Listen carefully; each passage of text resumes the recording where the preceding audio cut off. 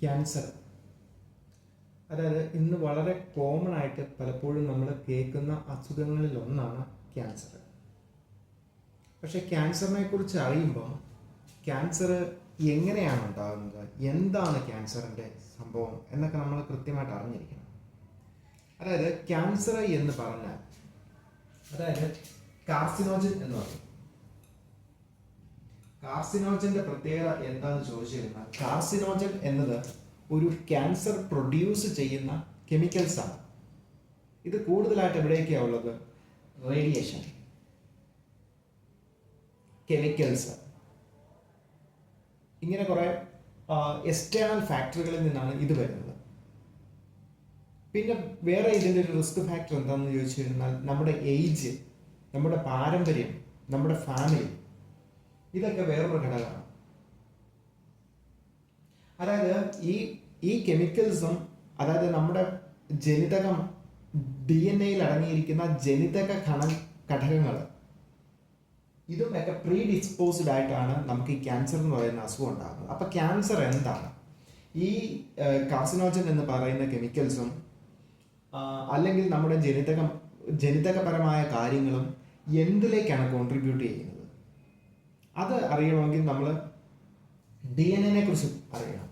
DNA, അതായത് ഒരു വ്യക്തിയുടെ ഫണ്ടമെന്റലായ ഒരു കാര്യം എന്താണെന്ന് വെച്ച് കഴിഞ്ഞാൽ, ഓരോ മനുഷ്യനും ഒരു സെല്ലാണ്.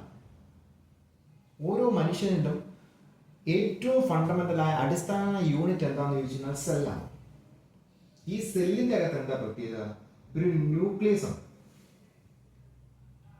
ഈ ന്യൂക്ലിയസിന്റെ അകത്ത് വേറെ സംഭവമുണ്ട്, DNA.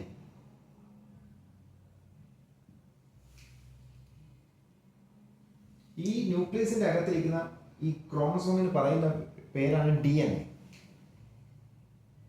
ഈ DNA എന്താണെന്ന് ചോദിച്ചു കഴിഞ്ഞാൽ,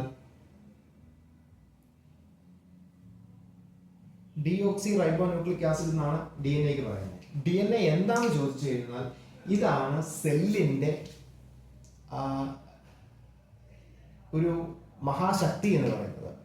അതായത് നമുക്ക് തലച്ചോറ് പോലെയാണ് സെല്ലിനെ DNA.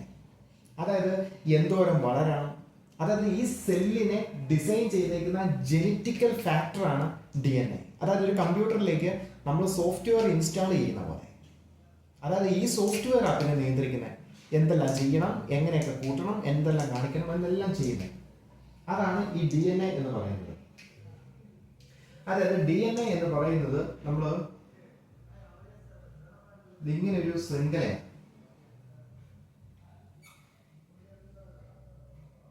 ഇങ്ങനെ പേഡായിട്ട് നിൽക്കുന്ന ഒരു, ഞാൻ പടാത്ര സെറ്റല്ല, ഇതിൽ എന്താ സംഭവം എന്ന് പറഞ്ഞാൽ 23. ഒരു കുഞ്ഞുണ്ടാകുന്നത് എങ്ങനെയാണെന്ന് ചോദിച്ചു കഴിഞ്ഞാൽ, ഈ 23 അപ്പന്റെ സൈഡിൽ നിന്ന് വരുന്ന 23, അമ്മയുടെ സൈഡിൽ നിന്ന് വരുന്ന 23, ഈ 23 ക്രോമസോമുകൾ കൂട്ടി യോജിച്ച് 46 ക്രോമസോം എന്ന ഒരു സംഖ്യയിലെത്തിയാണ് ഈ DNA-യുടെ ഫ്യൂഷൻ കംപ്ലീറ്റ് ചെയ്യുന്നത്. അപ്പം ഈ 46 ക്രോമസോം 23 പേരുടെ ഈ നെറ്റ്വർക്ക് കംപ്ലീറ്റ് ആയി ഫ്യൂസ് ആയി വരുന്ന ആദ്യത്തെ കോശത്തിന് പറയുന്ന പേരാണ് സൈഗോട്ട്. ഇതാണ് ഒരു കുഞ്ഞ്. അപ്പം ഈ കുഞ്ഞിന്റെ ഉള്ളിൽ എല്ലാം അണ്ടർലീനാണ്, എല്ലാം ഉണ്ട്. അതുപോലെ തന്നെ ഈ സെല്ലിന്റെ ഈ DNA ആണ് ഇതിന്റെ എല്ലാം തുടക്കക്കാരണം. ഈ സെല്ല് എന്തോരം വളരണം, എന്തോരം ഉയരണം, എന്തൊക്കെ ചെയ്യണം, ഇതിന് എന്തോരം മെറ്റാബോളിസം ആവശ്യമുണ്ട്, ഇങ്ങനെയുള്ള കാര്യങ്ങളൊക്കെ തീരുമാനിക്കുന്ന ഈ DNA-ക്ക് ഉണ്ടാകുന്ന ചേഞ്ചിനാണ് ക്യാൻസർ എന്ന് പറയുന്നത്. ചുമ്മാ ചേഞ്ച് അല്ല, ഈ DNA-ക്ക് കിട്ടുന്ന ഇൻഫർമേഷൻ, ഇതിന്റെ ഉള്ളിൽ സ്വീകരിച്ചേക്കുന്ന ഇൻഫർമേഷൻ പാളിപ്പോയി. അതായത് ഈ DNA-ക്ക് ചേഞ്ച് ഉണ്ടായി. മനസ്സിലായോ? ഈ ഒന്നല്ലേ നമ്മുടെ പാരമ്പര്യം, പൈതൃകം, നമ്മുടെ വ്യക്തിപരമായ കാരണങ്ങൾ കൊണ്ട് ചിലപ്പോൾ ആ ഫാമിലിയിലുള്ള 10 പേർക്ക് ക്യാൻസർ ആയിരിക്കും. സ്വാഭാവികമായിട്ട് നമുക്ക് അതിലോട്ട് വരാൻ പോകുന്ന അടുത്ത തലമുറകൾക്കും ക്യാൻസറിന്റെ സാധ്യതകളുണ്ട്. അതാണ് ഫാമിലി, ജെനറ്റിക്കൽ ഫാക്ടറാണ്. രണ്ടാമത് നമ്മൾ പുറത്തുനിന്ന് കൊടുക്കുന്ന കെമിക്കൽസ്, ആസ്പെറ്റോസ്, റേഡിയേഷൻ, ഇങ്ങനെയുള്ള കാര്യങ്ങളെല്ലാം പ്രീ ഡിസ്പോസ്ഡ് ആയിട്ട് ബോഡിയിൽ ചെന്നിട്ട് ക്യാൻസർ ആയിട്ട് ഈ ജനിതക മാറ്റം ഉണ്ടാക്കി ഈ സെല്ലിൽ ക്യാൻസറിന്റെ ഗ്രോത്ത് ഉണ്ടാക്കുക. ഇതാണ് ക്യാൻസർ. മനസ്സിലായോ?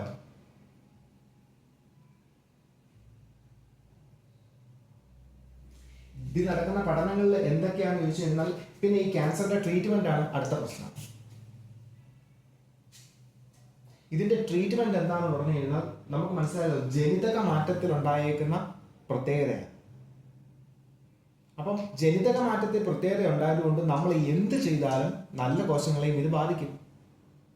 കാരണം ഒരേ മെഡിസിൻ നമ്മൾ കൊടുക്കുമ്പം സ്വാഭാവികമായിട്ട് എല്ലാ ബോഡിയുടെ പാർട്സിനും ബുദ്ധിമുട്ടുകൾ ഉണ്ടാകും. കാരണം എല്ലാത്തിനും ഉൾക്കൊള്ളാൻ പറ്റുന്ന സംഭവങ്ങളാണ് നമ്മൾ ബോഡിയിലേക്ക് ഇഞ്ചെക്ട് ചെയ്യുന്നത്. അതാണ് റേഡിയേഷനും കീമോതെറാപ്പിയും. അപ്പോൾ റേഡിയേഷൻ ചെയ്യുമ്പോൾ എന്താണെന്ന് വെച്ചാൽ നമ്മൾ അവിടുത്തെ മൊത്തം സെല്ലുകളിലേക്കും കൊടുക്കുക റേഡിയേഷൻ. അപ്പോൾ സ്വാഭാവികമായിട്ട് ക്യാൻസറിന്റെ സെല്ലുകൾ നശിക്കുന്നതോടൊപ്പം നമ്മുടെ നോർമൽ സെല്ലുകളും നശിക്കും. പക്ഷെ ക്യാൻസറിന്റെ സെല്ലിന് ഒരു പ്രത്യേകതയുണ്ട്. അത് എന്ത് വന്നാലും, കാരണം അത് അബ്നോർമൽ ഗ്രോത്ത് ആയതുകൊണ്ട് ഇപ്പൊ ബ്ലഡിലൂടെ കീമോ ചെല്ലുമ്പം ഇത് കൂടുതലായിട്ട് ബാക്കിയുള്ള സെല്ലിനേക്കാൾ കൂടുതൽ ഈ ബ്ലഡിനെ വലിച്ചെടുക്കും, പെട്ടെന്ന് ഗ്രോ അപ്പ് ചെയ്യാൻ വേണ്ടിയിട്ട്. അങ്ങനെ കൂടിയ തോതിൽ ഇതിലേക്ക് ബ്ലഡ് ചെല്ലുമ്പോൾ സ്വാഭാവികമായിട്ട് അതിലെ സെല്ലുകൾ നശിച്ചു പോകും.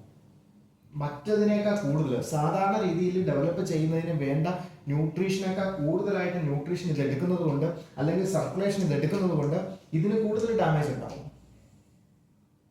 റേഡിയേഷനും അങ്ങനെ തന്നെയാണ്. ഇപ്പൊ മുഴ പോലുള്ള ഭാഗങ്ങൾ നിൽക്കുമ്പോൾ അത് ഇന്റേണലും എക്സ്റ്റേണലും ഉണ്ട്. എക്സ്റ്റേണൽ റേഡിയേഷനിൽ നമ്മൾ അങ്ങോട്ട് കൊടുക്കുമ്പോൾ സ്വാഭാവികമായിട്ട് കൂടുതലായിട്ട് പ്രൊജക്ട് ചെയ്ത് നിൽക്കുന്ന ഭാഗത്തായിരിക്കും റേഡിയേഷൻ ഏറ്റവും കൂടുതൽ കിട്ടുന്നത്. അല്ലെ ആ പോയിന്റിലായിരിക്കും അവർ ഏറ്റവും കൂടുതൽ റേഡിയേഷൻ കൊടുക്കുന്നത്. അപ്പൊ സ്വാഭാവികമായിട്ട് ആ ഭാഗത്തിന് ഡാമേജ് കൂടും. മനസ്സിലായി? അതാണ് അതിൻ്റെ ഒരു തിയറി.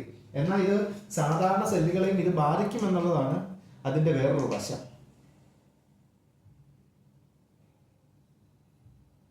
കീമോയും റേഡിയേഷനും മാത്രമേ ഇപ്പം നിലവിലെ ട്രീറ്റ്മെന്റ് ഉള്ളൂ. പിന്നെ ഇതിന്റെ ഏറ്റവും വലിയ പ്രധാനപ്പെട്ട ഒരു സംഭവം എന്ന് പറയുന്നത് ഇത് കണ്ടെത്താൻ ശ്രമിക്കുക എന്നുള്ളതാണ്. അതായത് അതിന് നമ്മൾ ഉപയോഗിക്കുന്ന സംഭവമാണ് സ്ക്രീനിങ് അല്ലെങ്കിൽ കൺഫർമേഷൻ ടെസ്റ്റ്. ഇത് രണ്ടാണ്. സ്ക്രീൻ ചെയ്യുന്നത് എന്തിനാണ്? അതായത് നമ്മൾ പ്രോസ്റ്റേറ്റിന് ക്യാൻസർ ഉണ്ടെന്ന് സംശയിക്കുന്ന ഒരു പേഷ്യൻ്റ് ആണെന്ന് വെച്ചോ, അല്ലെങ്കിൽ ബ്രസ്റ്റ് ക്യാൻസർ ഉണ്ടെന്ന് സംശയിക്കുന്ന ഒരു ആളാണെന്ന് വെച്ചോ, നമ്മൾ എന്താ ചെയ്യേണ്ടത്? നമ്മൾ സ്ക്രീൻ ചെയ്യണം. അതിന് സെൽഫ് പാൽപിറ്റേഷൻ എന്നാണ് പറയുന്നത്. മനസ്സിലായോ? നമ്മൾ സാധാരണ ബ്രസ്റ്റ് എക്സാമിനേഷൻ ചെയ്യുന്നത് പോലെ ബ്രസ്റ്റ് സ്വയം എക്സാമിനേഷൻ ചെയ്ത് നോക്കണം. അതായത് മെൻസ്ട്രുവേറ്റിംഗ് ലേഡിക്ക് പറയുന്നത് മെൻസ്ട്രുവേഷൻ്റെ ബ്ലീഡിങ് ഫേസ് കഴിഞ്ഞിട്ട് നമ്മൾ പാം വെച്ച് പ്രസ് ചെയ്ത് നോക്കണം എവിടെയെങ്കിലും എന്തെങ്കിലും മുഴയുണ്ടോ എന്ന്. മുഴകൾ ചിലപ്പോൾ കാണാം, പക്ഷെ ആ എല്ലാ മുഴയും ക്യാൻസർ ആകത്തില്ല. ഈ ക്യാൻസറിന്റെ മുഴയുടെ ഒരു പ്രത്യേകത എന്ന് പറഞ്ഞു കഴിഞ്ഞാൽ അത് എവിടെയാണോ ഉള്ളത് അവിടെ നിന്ന് അത് ഇമ്മൂവബിൾ ആയിരിക്കും, മൂവ് ചെയ്യാൻ പാടായിരിക്കും, മൂവ് ചെയ്യത്തില്ല. പിന്നെ പെയിൻലെസ്സും ആയിരിക്കും, പിന്നെ പെട്ടെന്ന് ഗ്രോ അപ്പ് ചെയ്യും. അപ്പം എന്താണ് എന്ന് പറഞ്ഞാൽ നമ്മൾ ഈ സ്ക്രീനിങ് ടെസ്റ്റ് ചെയ്യുന്ന എന്തിനാണെന്ന് വെച്ചാൽ നേരത്തെ കണ്ടുപിടിക്കാനാണ്. നേരത്തെ കണ്ടുപിടിക്കുന്നതിന്റെ കാരണം എന്നാ, ഇതിന് 3-4 ഫേസ് ഉണ്ട്. അതായത് first stage, second stage, third stage, fourth stage, fifth stage എന്നൊക്കെ പറഞ്ഞ സ്റ്റേജ് ഓരോ ക്യാൻസറിനും ഓരോ രീതിയിലാണ് ഡിവൈഡ് ചെയ്തേക്കുന്നത്. അപ്പം ആദ്യത്തെ സംഭവം എന്താണെന്ന് വെച്ച് കഴിഞ്ഞാൽ അത് ആ ടിഷ്യൂവിൽ മാത്രമേ ഉള്ളൂ, ആ പാർട്സിൽ മാത്രമേ ഉള്ളൂ. അപ്പോൾ ഒരു മുഴ വന്നപ്പോഴേ നമ്മൾ ചെക്ക് ചെയ്തു, ആ പാർട്സിൽ മാത്രമേ ഉള്ളൂ. നമ്മളത് കണ്ടുപിടിച്ച് ട്രീറ്റ് ചെയ്തു, പ്രശ്നം തീർന്നു. വേണേ 1-2 കീമോയോ റേഡിയേഷനോ എടുക്കേണ്ടി വരും. ചിലപ്പോൾ എടുക്കാതെ പോലും നമുക്ക് ചെയ്യാൻ പറ്റും. പക്ഷേ ക്യാൻസർ ആയതുകൊണ്ട് റേഡിയേഷൻ അവർ കൊടുത്തിരിക്കുന്നു. രണ്ടാമത്തെ സ്റ്റേജ് എന്ന് പറയുന്നത് ഈ പാർട്സിന് മൊത്തമായി, ന്യൂഡിൽസിനും ഒക്കെ ആയി. മനസ്സിലായോ? മൂന്നാമത്തെ പാർട്സ് എന്ന് പറയുന്നത് 2, 3 എല്ലാ പാർട്സിനുമായി. ഫോർത്ത് സ്റ്റേജ് എന്ന് പറഞ്ഞു കഴിഞ്ഞാൽ അതിന്റെ മസിൽ ബോൾസിനും ഒക്കെ ആയി. മസിൽ ബോൾസിനായി, ഫോർത്ത് സ്റ്റേജ് ചെസ്റ്റ് ബോൾസിനായി, ഫോർത്ത് സ്റ്റേജ് എന്ന് പറഞ്ഞാൽ മസിൽ ബോൾസിനായി, ഫിഫ്ത്ത് സ്റ്റേജ് എന്ന് പറഞ്ഞാൽ മെറ്റാസ്റ്റാസിസ് ആണ്. ഏറ്റവും ലാസ്റ്റ് അല്ലെങ്കിൽ ഫൈനൽ സ്റ്റേജ് എന്ന് പറയുന്നത് മെറ്റാസ്റ്റാസിസ് എന്ന് പറയും. അതായത് ഈ മെറ്റാസ്റ്റാസിസിലേക്ക് പോകാതിരിക്കാൻ വേണ്ടിയിട്ടാണ് നമ്മൾ റേഡിയേഷൻ കീമോ ഒക്കെ ശരിക്കും പറഞ്ഞാൽ കൊടുക്കുന്നത്. എന്താണ് മെറ്റാസ്റ്റാസിസ് എന്ന് പറഞ്ഞു കഴിഞ്ഞാൽ ഈ സെല്ല് എവിടെയൊക്കെയാണോ ചെല്ലുന്നത്, അതായത് നമ്മൾ പറഞ്ഞല്ലോ ഇവിടെ സർക്കുലേഷൻ കൂടി ബ്ലഡ് ഒരുപാട് ഇങ്ങനെ കയറി വരും. അപ്പം ഇവിടെ വന്ന് സർക്കുലേറ്റ് ചെയ്യുന്ന ഈ ബ്ലഡുകളിൽ നിന്നെല്ലാം ഇവിടെ നിന്ന് റിട്ടേൺ പോകും. വീനസ് റിട്ടേണിലൂടെ ഇവിടെ നിന്ന് പോകുന്ന എല്ലാ അണുക്കളും ഇവിടെ നിന്ന് ഒഴുകി ബാക്കിയുള്ള ഭാഗങ്ങളിൽ ചെന്ന് കയറും. അതായത് ശരീരത്തിന്റെ പല ഭാഗങ്ങളിലും ചെന്ന് പ്രീ ഡിസ്പോസ്ഡ് ആവും. എന്നിട്ട് ഈ കടന്നു പോകുന്ന സെല്ലുകൾക്കെല്ലാം ഈ ക്യാൻസറിന്റെ അണുക്കളെ ക്യാരി ചെയ്തുകൊണ്ടാണ് പോകുന്നത്. അപ്പൊ അവിടെയെല്ലാം ഇതിനെ കൊണ്ടുപോയി ഡിപ്പോസിറ്റ് ചെയ്ത് വീണ്ടും ക്യാൻസർ ആയിട്ട് വളരാനുള്ള ഒരു ശേഷി ഈ സെല്ലുകൾക്കുണ്ട്. മനസ്സിലായോ? അതാണ് മെറ്റാസ്റ്റാസിസ് എന്ന് പറയുന്ന ഇതിന്റെ ഫേസ് ആണ് ഏറ്റവും തീവ്രതയുള്ള ഫേസ്. മനസ്സിലായി? അങ്ങനെ സംഭവിക്കാതിരിക്കാൻ വേണ്ടിയിട്ടാണ് നമ്മൾ ഈ റേഡിയേഷനും കീമോതെറാപ്പിയൊക്കെ കൊടുക്കുന്നത്. അപ്പൊ സ്ക്രീനിങ് ടെസ്റ്റിൽ നമ്മൾ എന്താ ചെയ്യേണ്ടതെന്ന് വെച്ചാൽ ഈ സ്റ്റേജുകൾ ഇങ്ങനെയുള്ളൂ. ഇതിൽ ഏറ്റവും ബേസിക് സ്റ്റേജിൽ, അതല്ല ഫസ്റ്റ് സ്റ്റേജിൽ നമ്മൾ കണ്ടുപിടിച്ചാൽ നമുക്ക് വളരെ സിമ്പിൾ ആയിട്ട് ഈ ക്യാൻസറിന് ട്രീറ്റ്മെന്റ് ഉണ്ട്. വളരെ സിമ്പിൾ ആയിട്ട് ഇതിനെ എടുത്തിടാം. അതിന് നമ്മൾ ചെയ്യേണ്ട സംഭവമാണ് സ്ക്രീനിങ് ടെസ്റ്റ്.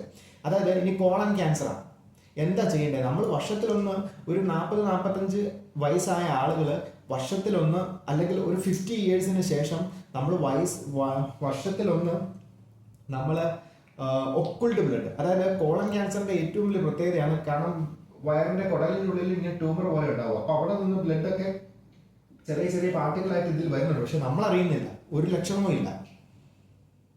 അപ്പം ഇങ്ങനെ പാർട്ടികളിൽ നിന്ന് ഇങ്ങനെ വരുന്നത് നമ്മുടെ മോഷനിലൂടെ പുറത്തേക്ക് വരും. മോഷൻ എടുത്ത് നമ്മൾ അതിനകത്ത് ചെക്ക് ചെയ്ത് നോക്കണം ഒക്കിൾഡ് ബ്ലഡ് ഉണ്ടോ. ഈ ഒക്കിൾഡ് ബ്ലഡിന്റെ പ്രസൻസ് ഉണ്ടോ അപ്പം തന്നെ ചെയ്യേണ്ട സംഭവമാണ് കൊളോണോസ്കോപ്പി.